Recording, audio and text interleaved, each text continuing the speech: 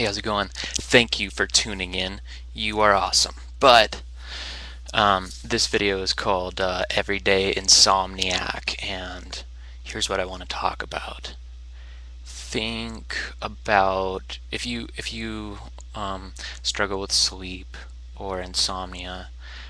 Think about like maybe you don't have to write, but maybe you could write or record the idea of your everyday life um, as an insomniac or as insomnia, not necessarily to write a story, although if you like writing stories you could, but the point would be to kind of just chronicle for yourself what your situation is, because we all have habits and we all have patterns, and sometimes we're not really aware or conscious of those habits and patterns.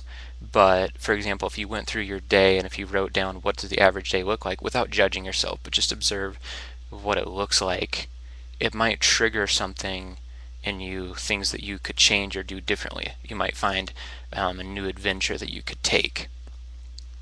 So yeah, the idea is just like, okay, let's say for example, maybe you only get 4 hours of sleep a night, or 3 or 2. Okay, so we say like I wake up at 5 a.m. after struggling to sleep all night. I only got 3 hours.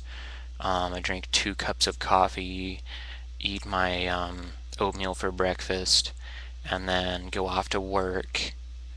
I drive into work, I do work, and then I do lunch, and then I come home, I watch TV, and then I read or I watch TV or do computer stuff, and then at midnight I try to fall asleep. I get into bed and try to fall asleep, but I know I'm not going to fall asleep, so I lay there until 3 a.m.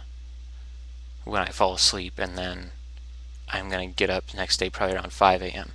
and maybe after trying to fall asleep for a while, you struggled with it, and you realized, or you maybe kind of gave up trying new things.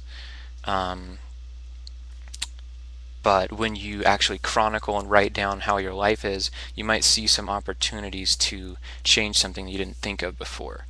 Because I mean, the decisions that we can make is kind of limited to our consciousness and our thinking.